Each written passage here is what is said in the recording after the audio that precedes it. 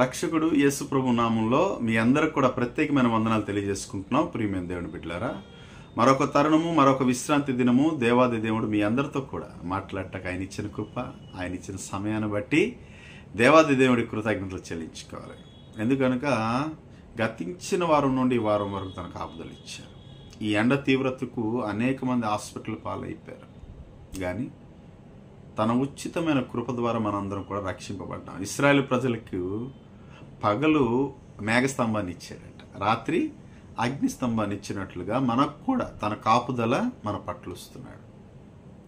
91 కీర్తనలో 4వ వచనంలో ఒక మాట ఉంటుంది, ఆయన రెక్కల కింద మనకేం దొరుకుతుంది? ఆశ్రయం దొరుకుతాయి. ఆయన రెక్కలతో మనకు కప్పి కాచి కాపాడుతున్నాడు. గనుక మనందరం కూడా ఈ వారం వరకు ఆయన ఆరాధించేవారుగా, ఆయన స్తుతించేవారుగా, ఆయనకి ప్రార్థించేవారుగా మనం ఉన్నాం.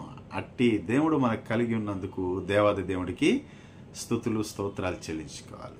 ఈ దిన లేఖన భాగాన్ని మీకు చదివి వినిపిస్తున్నాను. ప్రియమైన దేవుని బిడ్డలారా, యెషయా గ్రంథము 50వ అధ్యాయము 4వ వచనము చదువుతున్నాను.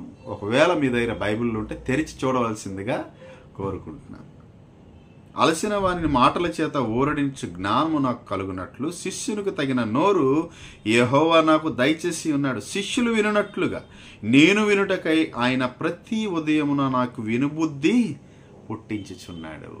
అనేక మారులు ప్రియమైన దేవుని బిడ్డలారా, ఈ లేఖనాన్ని మనం చదివి ఉంటాం, విని ఉంటాం, అనేక దైవజనులు మీకు చెప్పి ఉంటారు. అయినప్పటికీ కూడా దేవాది దేవుడు ప్రతి ఒక్కరితో అనేక విధాలుగా మాట్లాడతారు. మనందరికీ తెలిసిన వాక్యమే. అయితే ఈ దినము ఈ 3 మాటలలో ధ్యానించుకుందాం. ఏముందంటే, అలసిన వారి పట్ల ఊరడించు జ్ఞానము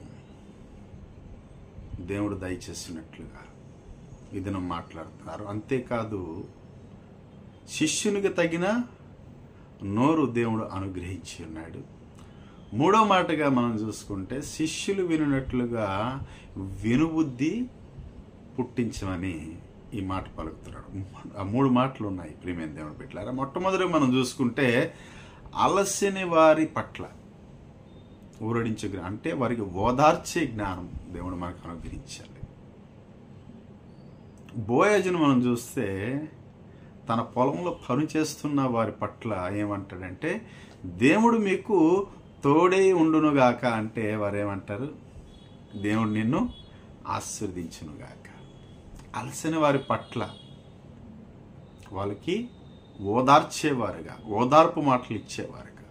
అనేక మంది ఈ దినాల్లో చూస్తే జీవితాల్లో అలిసిపోయి ఉంటున్నారు ప్రియమైన దేవుని బిడ్డలారా. అనేక కష్టాలతో, అనేక శ్రమలతో, అనేక బాధలతో వారి జీవితం అంతా కూడా అలసి ఉన్న వారి పట్ల వారిని ఓదార్పుని ఇచ్చేవారిగా, ఉండేవారిగా మనకి జ్ఞానం ఇమ్మని దేవుడికి అడగాలి. అయ్యా, నాకు అట్టి జ్ఞానం ఇవ్వండి. అలసిన వారి పట్ల నేను వెళ్ళి, బాధల్లో ఉన్న వారి పట్ల నేను వెళ్ళి జ్ఞానంతో మాట్లాడగలవలసే, వాళ్ళ బాధని తీర్చగలిసే, లేదా వారికి ఓదార్పు మాటలు చెప్పగలిసే అట్టి జ్ఞానం నాకు దయచేయండి. అలా మనం ప్రార్థన చేయాలి ప్రియమైన దేవుని బిడ్డలారా. చేస్తున్నామా? మరొక మాటకు మనం చూసుకుంటే, శిష్యులకి తగిన నోరు దేవుడు నాకు అనుగ్రహించున్నాడు. అయితే మన ప్రభు, మన గురువు అయితే మనమందరం ఎవరము? ఆయన శిష్యులం. ఎందుకంటే యేసు ప్రభు వారు ఏం చెప్పారంటే, సర్వసృష్టికి వెళ్ళి నాకు విశ్వాసులుగా తయారు చేయని చెప్పలేదు, కానీ నాకు శిష్యులుగా తయారు చేయండి. అదే ప్రియమైన దేవుని బిడ్డలారా, మనందరం కూడా యేసు ప్రభు వారి శిష్యులుగా ఉన్నాం. శిష్యులుగా తగిన నోరు దేవుని బిడ్డలమైన మనకి ఉండాలి. మరొక మాట మనం చూసుకుంటే, నోరు బాగుంటే ఊరు బాగుంటుంది కదండి. అంతేకాదు, ప్రాంతం బాగుంటుంది, ఆ పల్లె బాగుంటుంది, ఆ ప్రజలు బాగుంటారు, నీ కుటుంబం బాగుంటుంది. ముఖ్యంగా నోరు బాగుంటే నువ్వే బాగుంటావు. మన నోరు ఎలా ఉంది? ఎలా ప్రవచిస్తుంది? ఎలా మాట్లాడుతుంది మన నోరు? శిష్యులకు తగిన నోరు నీకు నాకు ఉందా? ఈ దినం బాధల్లో ఉన్నవారికి ఓదార్పునిచ్చే నోటి మాటగా ఉండాలి. కష్టాల్లో ఉన్నవారికి ఆదుకునే నోరుగా ఉండాలి. శ్రమల పాలు అయిన వారికి ఓదార్చే నోరుగా మన నోరు ఉండాలి, మన మాటలు ఉండాలి. ప్రియమైన దేవుని బిడ్డలారా, ఇబ్బందుల్లో ఉన్నవారికి విడిపించేవారిగా మన నోటి మాట ఉండాలి. కష్టాల్లో ఉన్నవారికి ఆదుకునేవారిగా మన నోరు ఉండాలి. లేదా ఇతరులు శ్రమిస్తున్నప్పుడు, లేదా వారు బాధల్లో ఉన్నప్పుడు, వాళ్ళ కష్టాల్లో ఉన్నప్పుడు వారికి ఇంకొంచెంగా కష్టపెట్టే మాటలుగా, వారికి విసిగించే మాటలుగా, వారిని అల్లరి పెట్టే మాటలుగా మాట్లాడుతున్నాం. దేవుడి బిడ్డలమైన మనం శిష్యునికి తగిన నోరు. చాలామంది ఈ దినం క్రైస్తవ బిడ్డలు ఎలా ఉంటారంటే, నోటి మాటల ద్వారా అనేక మందికి గాయపరుస్తుంటారు. ఆ గాయపరిచేవారిగా మనం ఉన్నాం. బలహీనంగా ఉన్నవారికి ఇంకొంచెం బలహీనంగా చేసేది, కష్టాల్లో ఉన్నవారికి ఇంకొంచెం కష్టపెట్టడం, ఆపదల్లో ఉన్నవారికి ఇంకొంచెం ఆపదల్లో తోసి అట్టి మాటలు వాళ్ళకి ఆడేటట్లుగా మనం ఉన్నామా? ప్రియమైన దేవుడు బిడ్డలారా, సమూయేలు గ్రంథంలో మనం చూసుకుంటే అన్నా నిమిత్తం అలాగే ఫెనిన్నా విసిగించే మాట్లాడేదట, కోపం పుట్టించేదట.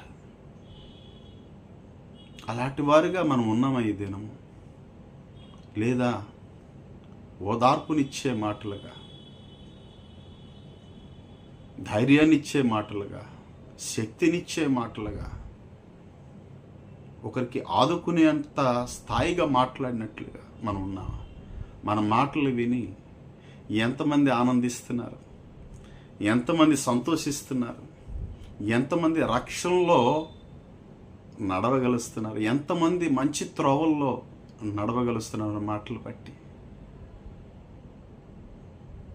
పేతురు గారు ప్రసంగిస్తాయంట 5,000 మంది రక్షింపబడ్డారు. మరొక చోట చూసుకుంటే 3,000 మంది రక్షింపబడ్డారు ఆయన మాట ద్వారా. మన మాట ద్వారా ఎంతమంది మనల్ని వెంబడించి ప్రభు దగ్గరికి వస్తున్నారు. ఆయన మాటలు వింటే మా జ్ఞానం వస్తుందయ్యా, ఆయన మాటలు వింటే మాకు చాలా ఆనందం కలుగుతుంది, ఆయన మాట్లాడితే మాకు చాలా సంతోషం కలుగుతుంది, దేవుడిలో మాకు నమ్మిక కలుగుతుంది.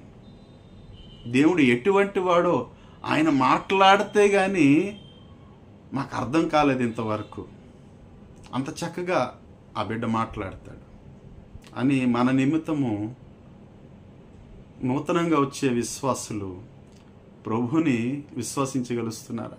లేదా దేవుణ్ణి స్తుతించే నోరుతో, దేవుణ్ణి మహింపరిచే నోరుతో, దేవుని గణపరిచే నోరుతో మనం ఇతరుల్ని దూషించేవారుగా, చెడ్డ మాట్లాడుతూ, వ్యతిరేకమైన మాట్లాడుతూ, ఇక్కడ చూస్తే దేవుణ్ణి మహింపరుస్తాం, బయటికి వెళ్ళిన తర్వాత మన మాటలు ఎలా ఉన్నాయి? దేవుణ్ణి మహింపరిచే మాటలుగా మనం ఉంటాయి సన్నిధిలో. బయటికి వచ్చిన తర్వాత మన మాటలు చూసి వీళ్ళు ఎలాంటి క్రైస్తవులు, నోరిపితే బూతులుగా ఉన్నాయి వీళ్ళ మాటలు, నోరిపితే విపరీతమైన తీవ్రంగా ఉన్నాయి వీళ్ళ మాటలు కత్తులతో గుచ్చినట్టుగా ఉన్నాయి అని ఇతరులు మన పట్ల మాట్లాడుతున్నారు. ప్రియమైన దేవుని బిడ్డలారా, శిష్యులకు తగిన నోరు మనకు ఉండాలి. ఉంటే దేవాది దేవుడు తన కృప మన పట్ల ఇస్తాడు. అనేక మంది రక్షింపబడతారు. పౌలు ప్రసంగిస్తుంటే 16వ అధ్యాయం అపోస్తుల కార్యంలో ఉంటుంది. లుదియా హృదయము తెరవబడ్డదట. దేవుని బహుగా విశ్వసించింది ఆమె. మనం అలా మాట్లాడగలుస్తున్నామా? దేవుడి కొరకు కొన్ని మంచి మాటలు చెప్పగలుస్తున్నాం? లేదంటే ఆ ముసలమ్మ ముచ్చట్లని తిమోతి పత్రికలో ఉంటుంది, అలాంటి ముచ్చట్లు చేసుకుంటున్నావా? వీరి మీద, వారి మీద, నీ సహోదరుల మీద, నీ సహోదరిమణుల మీద, నూతనంగా వచ్చిన సంఘస్థుల మీద, లేదా నువ్వు ఎక్కడ పని చేస్తున్నావో ఆ పనిలో ఉన్న ఆ వారి పట్ల, వారి మీద వ్యతిరేకమైన మాటలు నువ్వు మాట్లాడుతున్నావా? వారికి గుచ్చుకునేనట్లుగా, వాళ్ళకు బాధ కలిగేనట్లుగా నువ్వు మాట్లాడుతున్నావా? ప్రియమైన దేవుని బిడ్డ, మన మాట వింటే ప్రభుని మహింపరచాలి, మన మాట వింటే ప్రభుని ఘనపరచాలి వారు. అలా మనం మాట్లాడాలి. పౌలు మాట్లాడితే లుదియ హృదయము తెరవబడ్డదంట. మనం మాట్లాడితే ఇతరుల హృదయము తెరవబడుతుందా? ప్రియమైన దేవుని బిడ్డలారా, తెరవబడాలి. అలా మనం మాట్లాడాలి. అప్పుడు ఏంటి, శిష్యుడికి తగిన నోరు మనకు దేవుడు అనుగ్రహించినట్లుగా. అవును ప్రియమైన దేవుని బిడ్డలారా, ఆ విధంగా మనం ఉండాలి. యేసు ప్రభు వారిని పట్టుకోవాలని ఆ భట్రుతులు వచ్చారంట. యోహాను సువార్త 7వ అధ్యాయంలో ఉంటాయి ఆ మాటలు. అయితే వారు యేసు ప్రభుని పట్టుకోకుండా ఆ శాస్త్రుల పరిచయాల దగ్గరికి వచ్చారు. ఎందుకయ్యా యేసు ప్రభుని మీరు తీసుకురాలేదంటే, ఆయన మాట్లాడినట్టుగా ఎన్నడూ ఎక్కడ మేము వినలేదంటారు. అలాంటి మాటలు ప్రభువారు మాట్లాడారు.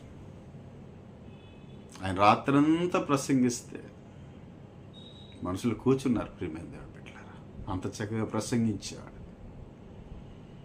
ఆయన ఆడే మాటలట ఎక్కడ ఎన్నడూ వినలేదంట. అలా ఉండాలి మన మాటలు. అవును, ఇది కొత్తగా మాట్లాడుతున్నారు.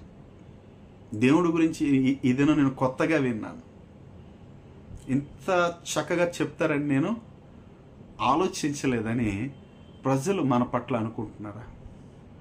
లే మన నోటి మాటలు బట్టి మనల్ని మనం దూషించుకోకుండా దేవుణ్ణి కూడా దూషింపజేస్తున్నాం. మన నోటి మాట బట్టి అంట విమర్శ దినమున, మత్తయి సువార్త 12వ అధ్యాయం 36లో ఉంటుంది. మన మాట బట్టే మనుషులు పలుకు ప్రతి మాట, ప్రతి వ్యర్థమైన మాట నువ్వు దోషివో నిర్దోషివో విమర్శ దినమున దేవుడు తీర్పు తీరుస్తాడు. ఎలాంటి మాటలు మనం మాట్లాడుతున్నాం? ఇతరుల మీద వ్యతిరేకమైన మాటలు మనం మాట్లాడుతున్నామా? అందుబట్టి మనకు దేవుడు ఈ నోటిని ఇవ్వలేదు.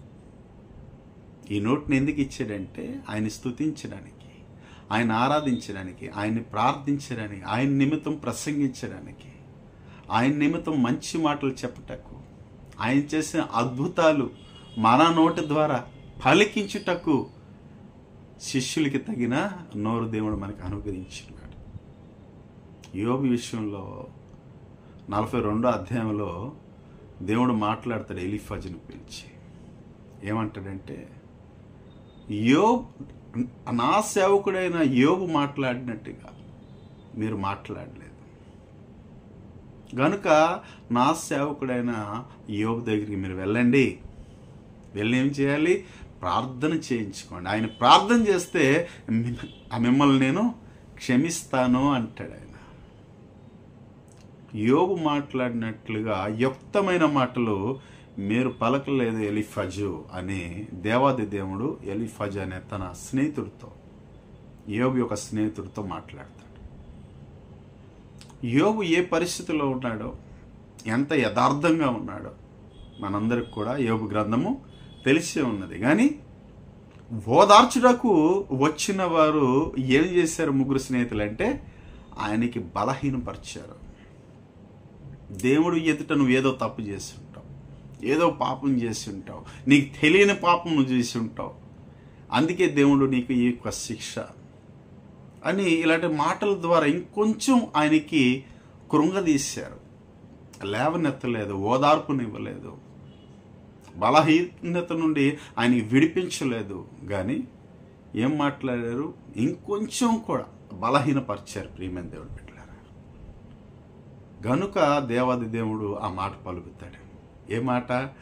యోబు మాట్లాడినట్లుగా యుక్తంగా మీరు నాతో మాట్లాడలేదు గనుక నా సేవకుడైన యోబు దగ్గరికి వెళ్ళండి, మీరు ప్రార్థన చేయమని ఆయనకి అడగండి, ఆయన ప్రార్థన చేస్తే మిమ్మల్ని క్షమిస్తాను. అవును ప్రియమైన దేవుడు బిడ్డలారా, యోబు ప్రార్థన చేశాడు వాళ్ళ స్నేహితుల నిమిత్తం. దేవుడు ఆ ప్రార్థన అంగీకరించాడు. అలాంటి నోరు మనకు ఉందా? లేదా వ్యతిరేకంగా మాట్లాడే నోరు మనకుందా? ఇశ్రాయేలు ప్రజలు కూడా సనుగుకున్నారంట. ఎవరి మీద? అహరోను మీద, మోషే మీద, దేవుడి మీద సనుక్కున్నారు కనుక ఆ నోటితోనే దేవుని స్తుతించారు, ఆ నోటితోనే దేవుణ్ణి మహింపరిచారు, ఆ నోటితోనే దేవుణ్ణి దూషించారు. ప్రియమైన దేవుని బిడ్డలారా, మాకు నీరు లేదు, మాకు ఆహారం లేదు, మాకు ద్రాక్షలు లేవు, మాకు అంజూరులు లేవు అని దేవుణ్ణి దూషించేవారు. ఈ దినము దేవుణ్ణి దూషించేవారిగా మనం ఉంటున్నాం. ఇశ్రాయేలు ప్రజల్లాగా దేవుడు ఇచ్చినప్పుడు సంతోషిస్తాం, ఆనందిస్తాం, దేవుడు కృతజ్ఞతలు చెల్లిస్తాం. మనకన్నా స్థాయిలో గొప్పవాడు ఉంటే వాడికి చూసి మనల్ని మనం తగ్గించుకొని, ఏంటి ప్రభువా ఆయనకి అంత బాగా ఉంచావు, వారి కుటుంబం అంత బాగుంది, నేనేమి ఇలాగ ఉన్నాను, నాకెందుకు ప్రభు ఇలాగ ఉంచావు, నాకేనా కష్టాలు, నాకేనా శ్రమలు, నాకేనా ఇబ్బందులు, ఆ కుటుంబంకి ఉంచినట్టుగా నాకు ఉంచు ప్రభువా అని అనేక మార్లు దేవుడికి వేధిస్తుంటాం. మనం అలాంటి ప్రార్థనలు మనం చేస్తాం. మన నోటికి అలాంటి ప్రార్థనలు రాకూడదు. ప్రియమైన దేవుని బిడ్డలారా, ఇతరుల మీద ఏడ్చే గుణం మనలో ఉండకూడదు.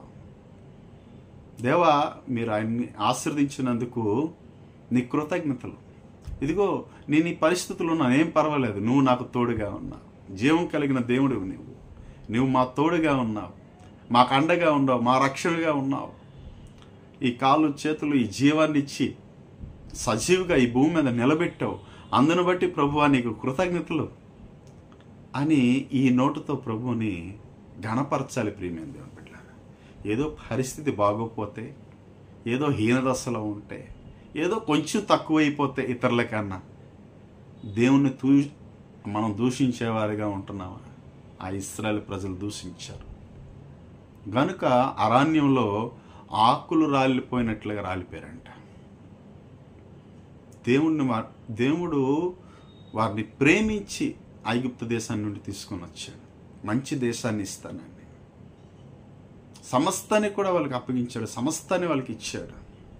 కానీ శ్రమ వచ్చినప్పుడు, బాధ వచ్చినప్పుడు దేవునికి మొర్ర పెట్టక దేవుణ్ణి దూషించేవారుగా ఉన్నారు. మనకి శ్రమ వచ్చినప్పుడు, బాధ వచ్చినప్పుడు, ఇబ్బందులు కలిగినప్పుడు దేవుణ్ణి దూషించేవారుగా మనం ఉండకూడదు, దేవుణ్ణి మహింపరిచేవారుగా ఉండాలి. ఒక భక్తుడు అంటాడు ఏంటంటే, క్రైస్తవులకు వచ్చే శ్రమలంట ఆశీర్వాదాలంట. ప్రియమైన దేవుని బిడ్డలారా, అవును, మనకి శ్రమలు వచ్చాయంటే ఆశీర్వదింపబడుతున్నాం. మనం ఇంకా ఆయనలో ఇంకా ముందుకు మనం వెళ్ళాలి, ఇంకా దేవుణ్ణి మహింపరచాలి, దేవుణ్ణి ఇంకా ఘనపరచాలి. ఎవరు ఏ విధంలో ఏ స్థితిలో ఉన్నా పర్వాలేదు ప్రభువా, నువ్వు మాకు ఈ స్థితిని ఇచ్చినందుకు మీకు కృతజ్ఞతలని ఎప్పుడు కూడా మన నోటుతో దేవుణ్ణి మహింపరిచేవారుగా ఉండాలి. మన నోరు ఎలా ఉంది? శిష్యులకు తగిన నోరుగా మనం ఉండాలి. ఉంటే ప్రియమైన దేవుడి బిడ్డలారా, దేవాది దేవుడు మనకి దీవిస్తాడు, ఆశీర్వదిస్తాడు.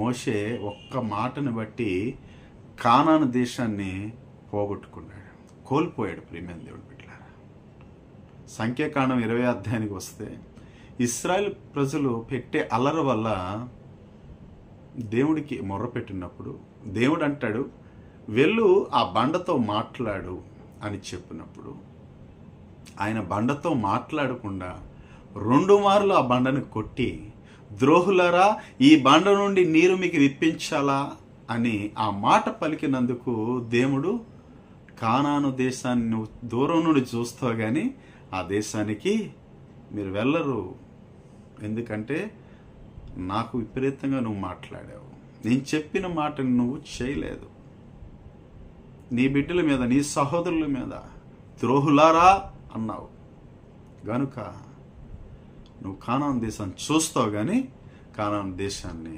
ప్రవేశించలేవని దేవుడు ఆ దినము మోషేని ఆ యొక్క కానాను దేశాన్ని వెళ్లకుండా ఒక్క మాట. మోషే ఎలాంటివాడు తెలుసు కదా మనందరికీ. ఎలాంటివాడు? తన ఇల్లంతట్లో, దేవుడి ఇల్లంతట్లో నమ్మకమైన వాడు, సాత్వికుడు అంట ఆయన. అలాంటి వాడే కోపగించుకొని ఒక్క మాట పలికినందుకు ఏమయ్యాడు? కానాను దేశాన్ని వెళ్లకుండా కోల్పోయాడు. ప్రియమైన దేవుని బిడ్డలారా, ఈ దినము మన నోటి మాటలు బట్టి ఇతరుల్ని దూషించేవారుగా, ఇతరులు శపించేవారుగా, ఇతరుల మీద వ్యర్థమైన మాట్లాడేవారుగా మనం ఉంటున్నాము. అందుకే కీర్తనల గ్రంథంలో 1వ అధ్యాయంలో ఉంటుంది, అపహాసకులు కూర్చుండే చోట కూర్చోకూడదు. మన నోటి ఎలా ఉండాలంటే, మన నోరు దేవారాత్రము దేవుని వాక్యాన్ని ధ్యానించేవారుగా మనం ఉండాలి. ప్రియమైన దేవుని బిడ్డలారా, అపహాసకులు కూర్చునే చోట కూర్చుంటే నీ జీవితం కూడా ఏమవుతుంది? నీ నోటి మాట బట్టి శపింపబడతావు. ఏ రాజ్యాన్ని నీకు ఇస్తానంటున్నాడు, ఆ రాజ్యాన్ని నువ్వు కోల్పోతావు. ప్రియమైన దేవుని బిడ్డలారా, మన నోటిని ఎలాగుంచాలి దేవుడు? శిష్యునికి తగిన నోరు, శిష్యులు వినున్నట్లుగా వినుబుద్ధి నాకు కలుగు చెయ్య ప్రభువా అని దేవుణ్ణి మనం వేడుకోవాలి. శిష్యులు విన్నారు మీ మాటలు, ప్రభువా మిమ్మల్ని గ్రహించారు, మీరు వాళ్ళతో ఉన్నారు, వారికి అట్టి ఆ నోటినిచ్చారు, అట్టి బుద్ధినిచ్చారు. నాకు కూడా వినగలిసే బుద్ధి ఇవ్వండి, వినగలిసే జ్ఞానం నాకు ఇవ్వండి అని ప్రభువుని మనం వేడుకుంటే ప్రభు మన కూడా అనుగ్రహిస్తాడు. ప్రియమైన దేవుని బిడ్డలారా, ఈ దినము మన మాటలు ఎలాగున్నాయి? ఇతరులకి ఓదార్చే మాటలుగా ఉన్నాయా? మన నోరు శిష్యులకి తగిన నోరు ఉందా? దేవుని వాక్యాన్ని వినగలిసే చెవులు మనకున్నాయా? లేకపోతే దేవుణ్ణి అడగాలి, ప్రభువా వినగలిసే వినుబుద్ధి నాకు పుట్టించేయ అయ్యా, శిష్యులకి తగిన నోరు నాకు అయ్యా, అలసిన వారికి ప్రభువా వారికి ఓదార్చే నోరు నాకు ఇవ్వయ్యా అని ప్రభువుని వేడుకుందాం, ప్రార్థన చేద్దాం. ప్రియమైన దేవుడి బిడ్డలు అందరూ కూడా తల ఉంచండి. ఎలా ఉండాలి మనం అనేది ఇదేమో తెలుసుకున్నాం. మన నోటికి ఎలాంటి మాటలు ఇవ్వాలంటే శిష్యులకి తగిన నోరు, అట్టి మాటలు దేవుడు మనకు అనుగ్రహించాలి. శ్రమల్లో ఉన్న వారికి ఓదార్చగలిసే నోరు, దేవుడు మాటలు చెప్తున్నప్పుడు వినగలిసే బుద్ధి, చెవులు నాకు అనుగ్రహించని దేవుని ప్రార్థన చేద్దాం. మహాపరిశుద్ధమైన ప్రభువ, ప్రేమ కలిగిన మా తండ్రి, దయ కలిగిన మా దేవా, మీకు స్తోత్రాలు. ఇదిగో నా తండ్రి, ఈ దినం మీరు మాట్లాడారు అయ్యా, వినగలిసే నా ప్రభువ వినుబుద్ధి మాకు ఇవ్వండి. నా తండ్రి మీకు స్తోత్రం. మేము వినలేకపోతున్నాం నా తండ్రి, మీ వాక్యానుసరంగా వినగలిసే జ్ఞానము బుద్ధి మాకు అనుగ్రహించండి నాయన. శిష్యులకి తగిన నోరు మాకు అనుగ్రహించండి ప్రభువా. ఏ విధంగా మేము మాట్లాడాలి, అలసి ఉన్న వారి పట్ల నా ప్రభువా అయ్యా, వాళ్ళకి ప్రభువా తండ్రి ఓదార్చే మాటలు మేము ఆడగలిసే మాటలు మాకు అనుగ్రహించండి నా తండ్రి. నీ బిడ్డలమైన మేము చేసిన ప్రతి తప్పుని మాకు క్షమించి, ఇట్టి మాటలు మా హృదయంలో మేము నింపుకొని అనేక మందికి మీలో నడిపించే మాటలు మాకు అనుగ్రహించమని, మహిమ మీరు పొందుకోమని, చూస్తున్న ప్రతి బిడ్డని మీరు ఆస్వాదించి దీవించమని యేసు పుణ్య నామంలో చిన్న ప్రార్థన అడిగి వేడుకుంటున్నాం నా తండ్రి. ఆమేన్, ఆమేన్. దేవుడు మీ అందరినీ దీవించి ఆస్వాదించునుగాక. ఆమేన్, ఆమేన్.